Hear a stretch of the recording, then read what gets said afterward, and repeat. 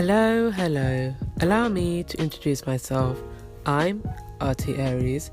It's not my actual name, of course, but I feel like it describes me. An Aries who makes art. Now that I've introduced myself to whoever is watching, I'm going to give a short explanation on why I'm doing this. I follow a lot of these art story time channels and I've been watching them for quite a while now, and I thought it might be cool to try it out for myself because there's nothing wrong with trying something new, right? It's not my first video on here. My first one is of a Jon Snow speed paint that I did a while back, but it got no attention apart from one person. Whoever you are, thank you for giving it the time of day. Anyways, I think it's time I get into the topic of my first story time, right? Okay, let's go. So, as you can see in the background of this video, the subject of my art is Doctor Strange. And if you don't know who Doctor Strange is, allow me to explain. Doctor Strange is a character from the Marvel Universe. He is a sorcerer and protects the Earth from mystical and magical threats. So, in my opinion, he's pretty cool. I could go into more detail about who Doctor Strange is, but that would probably take up the whole video. Anyways, Doctor Strange is part of the MCU, and if you don't know, MCU stands for Marvel Cinematic Universe, which is what I'll be talking about today. I'm a huge fan of the MCU. I've seen all the movies, some more than others, but still, I've watched them all. I've been watching them since I was a little kid, and I'm now 20 years old. The MCU has been a significant part of my life, and I may or may not have an unhealthy obsession with it. The latter is true. I love the movies and love the characters, and over the years they've held a special place in my heart. But let's talk about what actually got me into these movies. So, let's go back to 2008 when the very first MCU movie came out, the first Iron Man movie. Now, I was 9 at the time, and I really didn't know what Marvel was. I had heard of some of the characters, but at the time, I just thought that all superheroes came from the same place, and that there wasn't a separation between Marvel and DC. So, I knew who Iron Man was, and when my nan bought the movie on DVD to watch for the first time, I thought that it was pretty cool. I had no idea what was going on, but I still thought it was cool, and I liked Iron Man, and I thought that Tony Stark was awesome. But at the time, I was into other things, so I didn't go back to the movie for a while. The very same year, The Incredible Hulk was released, but I never watched it until I was probably 14, because me, being the little kid who had all these stupid fears, was terrified of the Hulk. I think he's cool now, but 9-year-old me didn't like him. 2010 rolled around, and Iron Man 2 came out, and because, like the first one, I wanted to watch the second, but I couldn't see it till it was on DVD. When I watched it, I enjoyed it, and Tony Stark was still awesome. The next year, both Captain America, the First Avenger, and the first Thor movie came out, and I watched both, once again, on DVD. I liked Thor, but at the time, I wasn't so keen on Captain America. I didn't truly like the story, and I thought that his costume looked stupid. And that's very ironic now, considering that he's now one of my favourites. So, now, let's talk about what finally urged me into the world of the MCU. The year is 2012, and two things were about to come into my life. One being my fourth younger sister, and the Avengers. I saw the advertisements on TV, and I thought that it looked awesome. And I really wanted to watch it, but once again, I didn't see it till it was on DVD.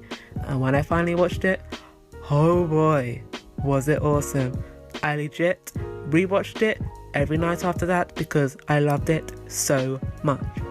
After that, I became so engrossed that I went to research these characters to find out more about them. I almost forgot to mention that around the time I watched Avengers as Mightiest Heroes, which contributed to my obsession with Marvel. Then my family started pointing out that I was becoming obsessed with it, and I couldn't even deny it. They accepted my newfound interest and started buying me Marvel merch, magazines, backpacks, pencil cases, posters, etc.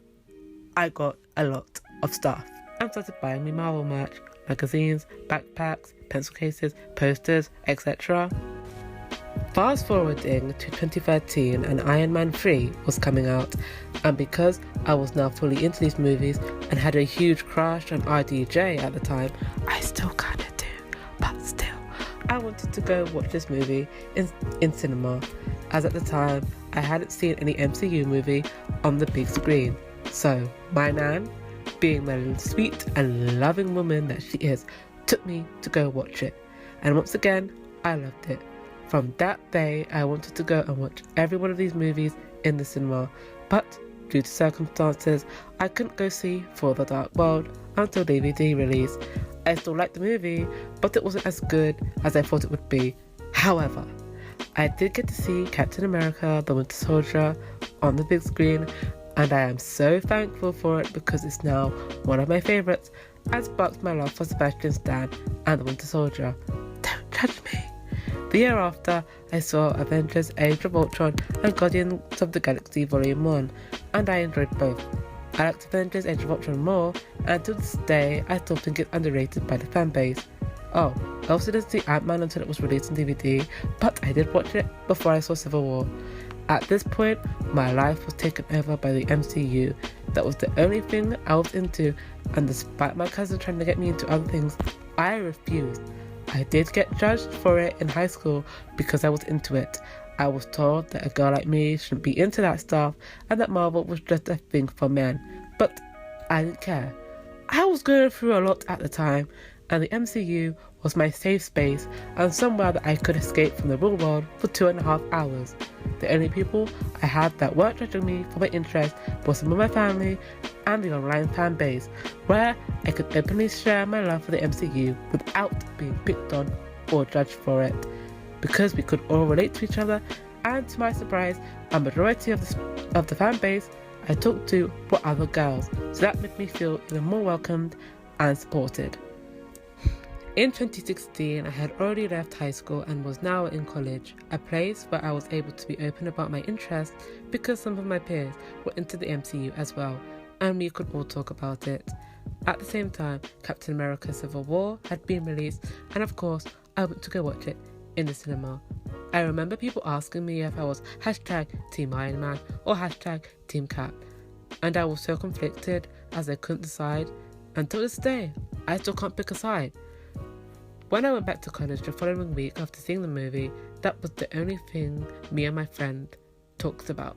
One of my friends would tease me about my love for Bucky Barnes / Sebastian Stan, but it was in a playful manner, so I didn't mind.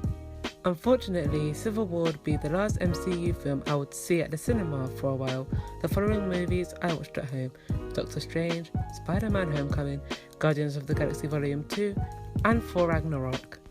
In 2018, I did go and watch Black Panther in the cinema.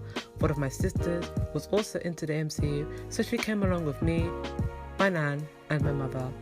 The same year, I also watched Infinity War in the cinema and left the building both upset about the ending, as my faves had been dusting away, and I also had to spend half an hour trying to explain to my nan who did and didn't get dusted. So now, here we are in 2019. Captain Marvel was released in March, and my birthday was around the same time, so of course, I went to go watch it with my sister. A month later, an Avengers Endgame had arrived in the cinema. Me, my sister, and Nan were all anticipating this movie, but I had a deep anxiety that one of my faves was going to die. I went into the screening with that thought in the back of my mind as I watched this damn movie, and to my heartbreak, it happened. Tony Stark, the Tony Stark, freaking Iron Man, had died. There I was, sitting in my seat, the last of my popcorn in my hand, watching as one of my favourite characters, the very first MCU character I had saw 11 years ago and had fallen in love with over the years, had died, and I was heartbroken and devastated. But not only did I lose Iron Man. Oh no. They just had to go and take Captain America. They took freaking Steve Rogers away from me as well. And they just had to add Black Widow to the list. Endgame was an awesome movie, but oh boy, was it depressing. I went home that same evening. I ran up to my room and I cried into my pillow because Endgame freaking broke me. I spent the following week depressed over that damn movie. I practically grew up with these movies and these characters, and losing them was like losing a part of me. And I'm pretty sure any other MCU fan can relate to how I feel. But let's move on before I get too depressing. Fast forward to July and Spider-Man Far From Home is out. I didn't think my heart could take seeing another MCU film so soon, but I had to keep up the tradition of watching every MCU movie. My sister, who is a huge Spider-Man fan, kept begging me to go watch this movie with her, and I kept telling her that I didn't want to go. But of course, I was only joking. We went to go watch the movie on the Friday of the week of release, and oh boy, did I enjoy it. After the depressing sadness of Endgame, I needed to see something that was more light-hearted, and thankfully, that's what Far From Home gave me. Thank you, Spider-Man. Thank you. So, there you have it, my MCU story. I could have gone into more detail about my love for it, but this video would probably be 6 hours long, and I could ramble on and on about it. Am I excited for Phase 4? Absolutely. I've seen what they're releasing for Phase 4 and I am so hyped. Anyways, thank you so much for listening.